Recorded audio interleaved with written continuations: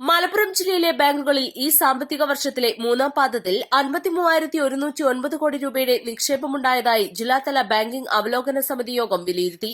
കഴിഞ്ഞ പാദത്തിൽ ജില്ലയിലെ ബാങ്കുകളിലെ നിക്ഷേപം 52,144.70 കോടി രൂപയായിരുന്നു. പ്രവാസി നിക്ഷേപത്തിലും ഈ പാദത്തിൽ നേരിയ വർധനവ് ഉണ്ടായിട്ടുണ്ട്.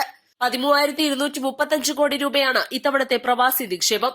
കഴിഞ്ഞ പാദത്തിൽ ജില്ലയിലെ പ്രവാസി നിക്ഷേപം 13,221.23 കോടി രൂപയായിരുന്നു. ജില്ലയിലെ മൊത്തം വായ്പകൾ 36,064 കോടി രൂപയാണ്. കഴിഞ്ഞ പാദത്തിലെ നേട്ടവുമായി താരതമ്യപ്പെടുത്തുമ്പോൾ ഇതിൽ 747 കോടി രൂപയുടെ വർധനവുണ്ടായിട്ടുണ്ട്. ജില്ലയിലെ വായ്പാ നിക്ഷേപാനുപാതം 67.91%. കഴിഞ്ഞ പാദത്തിൽ ഇത് 67.73%.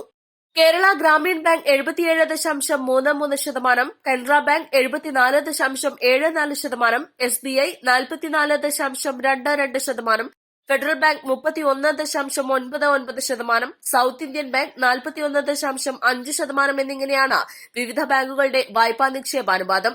വായ്പാ നിക്ഷേപാനുപാതം 60% മുകളിലെത്തിക്കാൻ എല്ലാ ബാങ്കുകളും ശ്രദ്ധിക്കണമെന്ന് യോഗം ആവശ്യപ്പെട്ടു. വാർഷിക ക്രെഡിറ്റ് പ്ലാൻ പ്രകാരം ഈ സാമ്പത്തിക വർഷത്തിലെ മലപ്പുറം ജില്ലയുടെ നേട്ടം 82%.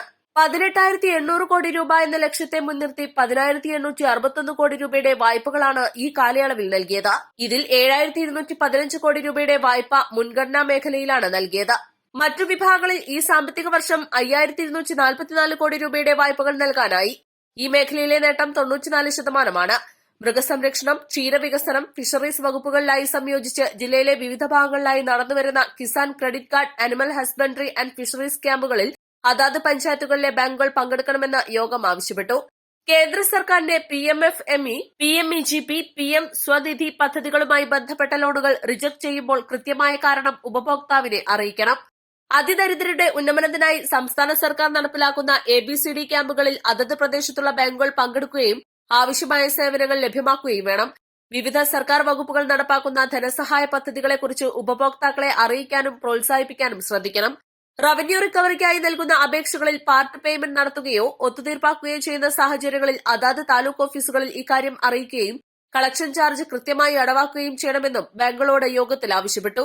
മലപ്പുറം മഹേന്ദ്രപുരി ഹോട്ടലിൽ നടന്ന യോഗത്തിൽ ജില്ലാ കളക്ടർ VR വിനോദ് അധ്യക്ഷത വഹിച്ചു.